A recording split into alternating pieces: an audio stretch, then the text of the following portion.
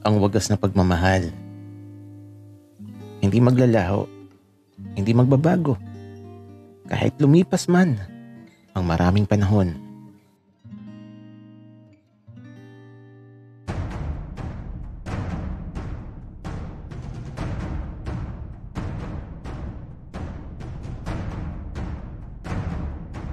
Kaibigan, huwag mong kalimutan mag-subscribe sa aming channel at huwag din kalimutan i-click ang notification bell at subscribe button. Subscribe na!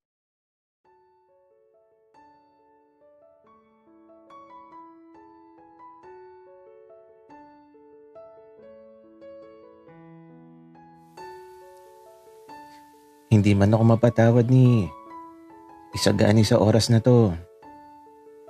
Alam kong darating ang panahon na mapapatawad na niya ako. At pupunan ko ng masasayang sandali na higit sa nakaraan ang mga araw na darating sa buhay naming dalawa. Habang nagkakape ako dito sa may lamesa sa kusina, si Isagani naman, eto, nagtungo sa may bintana at nagsimulang tumanaw sa malayo. Masasabi ko na ito yung paboritong lugar ni Isagani. Madalas na nakadungo siya sa bintana kung saan matatanaw mo ang malawak na palayan at mula sa malayo ay ang mga kabundukan.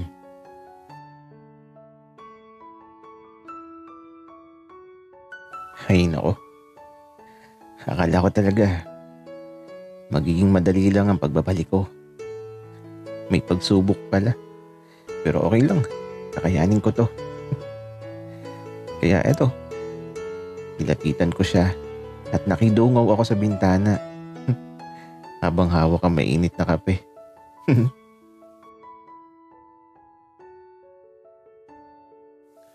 Ano ba, Damian? Bakit pa dikit ka ng dikit sa akin? Pasensya na, Isagani. Ang liit kasi ng bintana nyo eh. Dati naman kasya tayo dito. Sobrang luwag pa. Pero ngayon, sikip na. Damian, alam mo nang masikip, sisiksik ka pa. Isagani, alam ko nga na masikip. Pero, kasya naman tayo ah. Ayaw mo ba nun? Parang ganito din tayo dati. Magkasamang nakadungaw sa bintana tapos masaya lang. Ewan ko sa'yo, Damian. Alis dyan! Okay, sige. Alis na ako. Pero Isagani, yakapin mo muna ako. Tarantado. Alis na dyan, Damian. Oo na, aalis na. Kaya ito, umalis na ako. Pero bago ko umalis, kinurot ko muna yung pisngi niya. Kaya ito, galit na naman si Isagani. Parang gustong manakit. Pero ang cute niya magalit. Hindi na ako natatakot. Kahit mas malaki siya sa akin.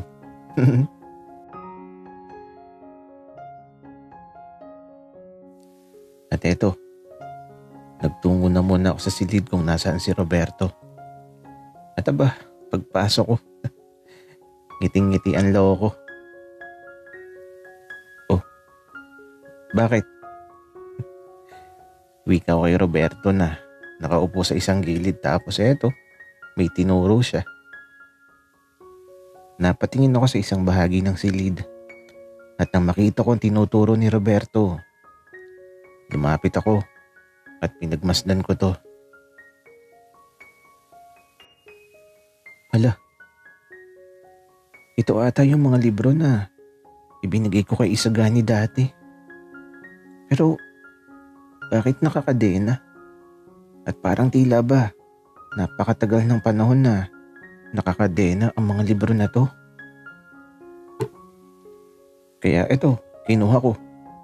Kaso, maalikabok at makalawang. Pero Buo pa naman yung libro. Sayang naman to. Anong ginagawa mo, Damian? Bakit ka nakikialam sa gamit ko? Akin yan. Biglang lumapit si Isagani at inagaw yung libro sa akin. Nagulat tuloy ako tapos ito. Ibinalik niya sa dating lalagyan. Pwede bang huwag kang makialam ng mga gamit ko dito, Damian? Isagani, ako ang nagbigay niyan sa iyo, di ba? Natatandaan mo pa ba? Ang nagbigay sa akin nito? Namatay na. Kaya pwede ba huwag kang makialam sa mga gamit ko, Damian? Hala, grabe naman yun, Isagani. Ganun ba talaga kalaki yung kasalanan ko? Oo, Damian. Ganun kalaki. Simula nung umalis ka, natigilan si Isagani sa pagsasalita tapos ito, lumapit siya kay Roberto. Roberto, okay ka lang? Bunso, anong nararamdaman mo? Sobrang init mo. Nilalagnat ka, Bunso. Ang nasa isip ko ng sandaling to, baka umaarte lang si Roberto pero teka, namumutla kasi siya. Kaya naman, lumapit ako at nang hawakan ko sa leeg si Roberto, grabe. Sobrang init niya. Kaya naman, eto, kumuha na ako kaagad ng mga kailangan ko. Sobrang taas ng lagnat ni Roberto. Tapos, hindi na siya nasagot kapag tinatanong. Buti na lang at andito ako. Kaya ito, naagapan ko yung napakataas na lagnat niya. Binabantayan ko nga siya habang natutulog. At si Isagani naman, eto, tahimik pa din. Pero di ko muna siya kukulitin.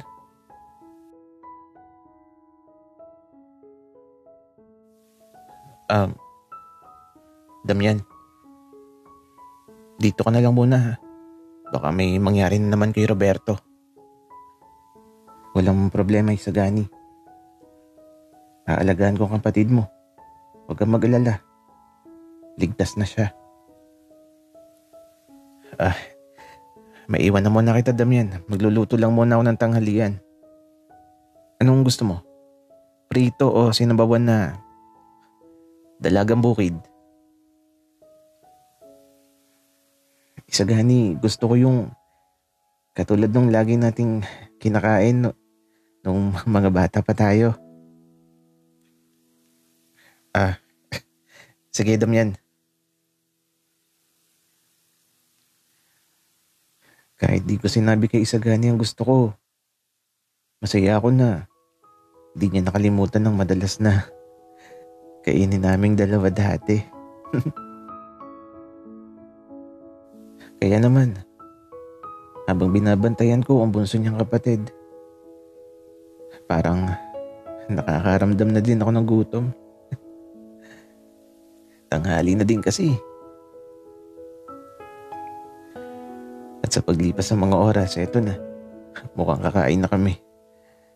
Naamoy ko na yung niluluto ni Isagani, kaya lang, bakit ganun? Parang iba ang amoy. At eto, nagising na din si Roberto na bumangon bigla. Ang bango. Paborito ko yun. Nagugutom na ako. Roberto, okay ka na ba? Opo, kay Damian. Gusto ko nang kumain. Sige. Saglit lang.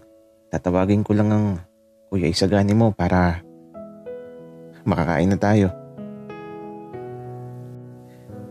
Kaya ito, paglabas ko sa silid, nilapitan ko kagad si Isagani. Kaya lang, natakot ako. Isagani, ano yan?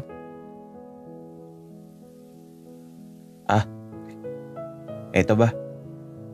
Nag-adobo ako ng palaka tapos may gata. Masarap yan. Palakang bukid. Wala kasing dalagang bukid. Mamaya pang hapon, pag uwi ni nanay.